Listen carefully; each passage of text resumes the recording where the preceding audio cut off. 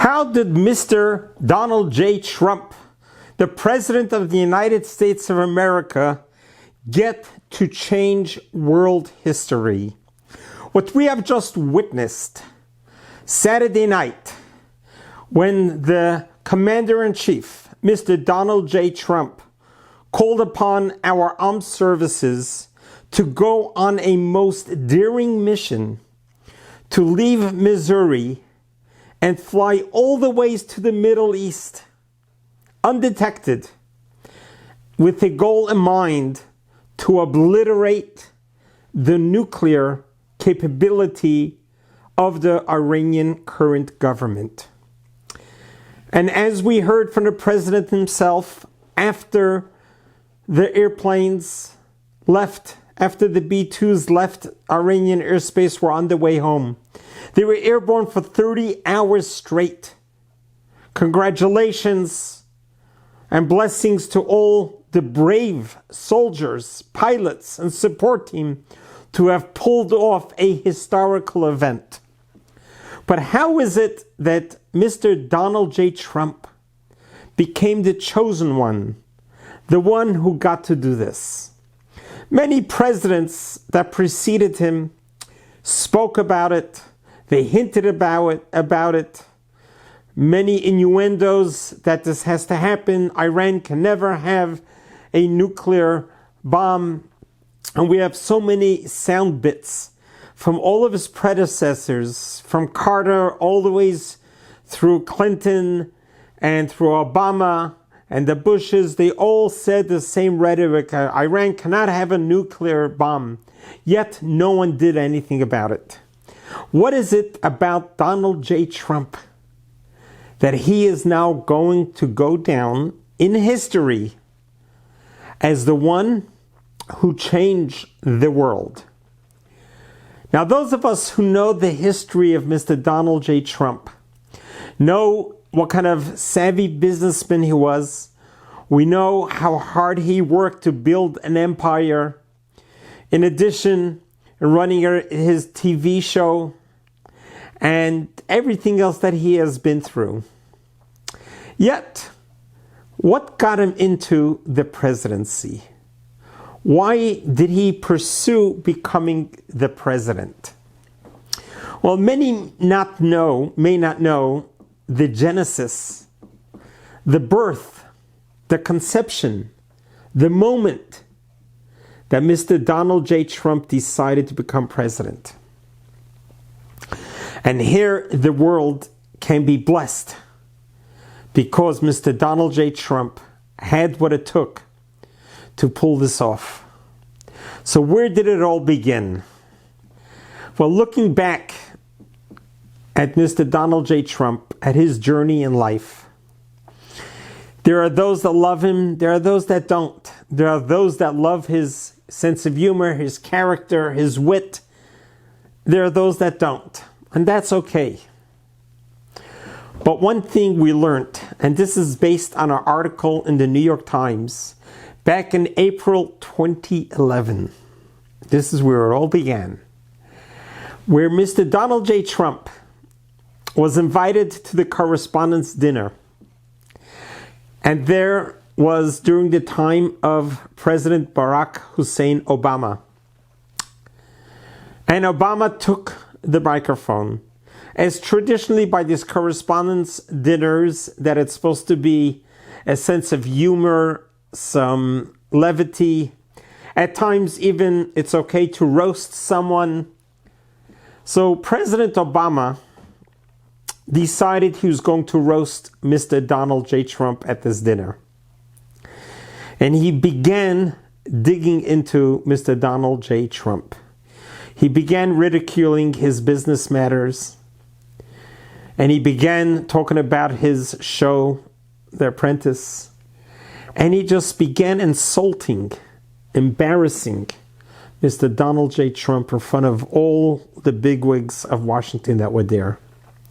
So much so that people started to turn their heads and to see how is Donald Trump taking it. At first, Mr. Donald J. Trump just waved his hand to the jokes. He laughed with it.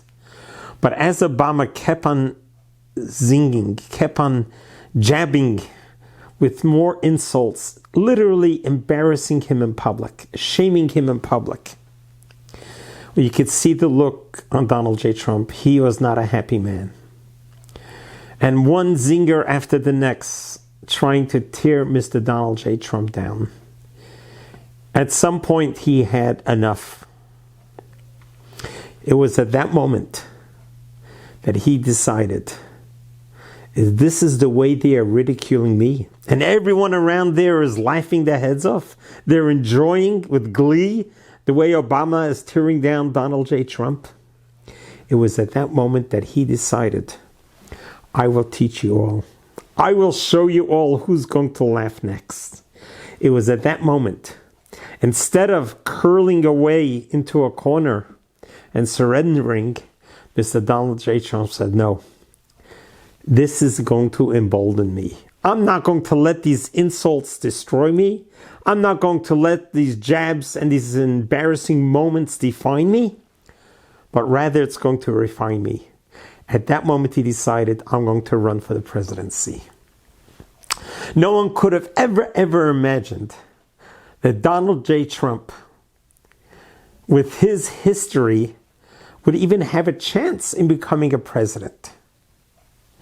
But yet, he ran and he was victorious in his first run for presidency.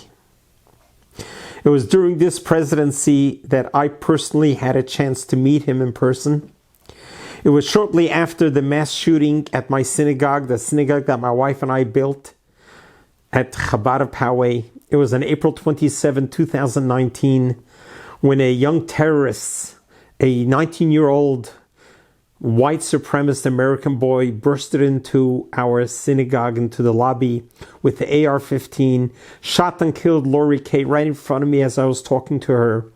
And then he lifted up the rifle to shoot at me, but I heard children behind me. So I turned around to run to grab the children to safety when he shot 4 bullets at me to assassinate me. He succeeded in taking off these 2 fingers, but the rest of me survived. The very next day, Mr. Donald J. Trump called me up as I was at home recuperating, and he brought me such great comfort. He then invited me to the White House. That very same week, I found myself in Washington in the White House. When I met him in the hallway, he invited me into the Oval Office. He gave me such a wonderful hug. And I told him how grateful I was for his comfort. And he was very grateful that I came to the White House. In the Oval Office, he asked me to sit down. And I told him I don't sit in the presence of great people. And he liked that. He smiled. But I looked at him straight in his eyes. I says, Mr. Donald J. Trump, thank you for bringing me comfort. Thank you for helping me through this horrific anti-Semitic event. This was the second synagogue in all United States history to have a mass shooting at. And I told him, Mr. J. Trump, Donald J. Trump, if you continue to follow in the ways of God, that you are supportive of Israel and the Jewish people, I promise you, you will succeed. And that was the first term. And now came the second term, when Mr. Donald J. Trump got reelected. He is the one who changed world history. However you write about this in the future, there's no question about it. He did what all the other presidents didn't want to do. But where did it all start? It started from words. It started from embarrassing him in public. It's very interesting. In the Jewish law, there's a great prohibition about embarrassing someone in public. As a matter of fact, the Talmud says that you should rather throw yourself into a burning furnace than to embarrass someone. It actually brings a miraculous event of a great sage who didn't want to embarrass someone, who actually threw himself into a fiery furnace and survived it. But this teaches us how careful we have to be with our words. It's words that changes world history. Think about World War I. If you know the history of World War I, it started with one person with a gun. And that set off World War I. And that led straight into World War II. And we know the 60 million people that died, including 6 million Jewish people. Donald J. Trump was ashamed in public, in front of everyone. But the shame that he went through, he did not let it define him. But it empowered him and emboldened him.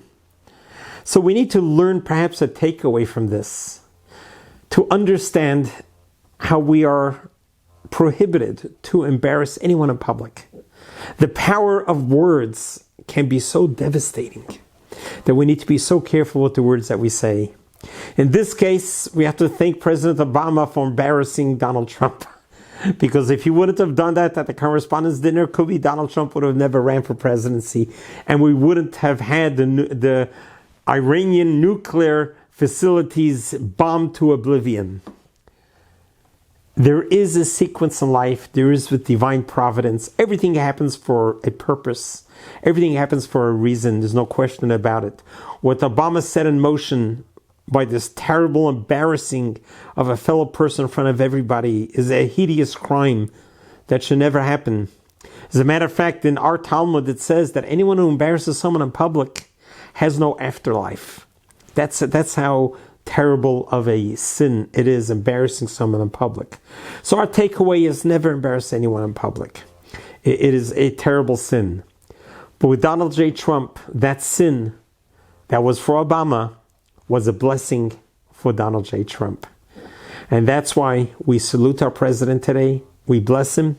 We know he has many detractors. We know we have many people who try to undermine him, try to tear him down. And they've tried that for so many years. But when on July 13, when he survived the assassination by a fraction of a centimeter, he did not die for a purpose, so that he can be our leader as he is today. God needed him for a mission. The day after the assassination attempt on Donald J. Trump, I sent him a personal message. And I said, you and I both survived a near-death experience. When we survive a near-death experience like this, it's because God has given us a bonus round. God needs us on this world. And that's for each one of us. Every day is a blessing and every day is a miracle. May God bless Donald J. Trump. May God bless America. May God bless Israel. May God bless all the soldiers and the support team who was able to help us pull off this historical event. History will forever be remembered.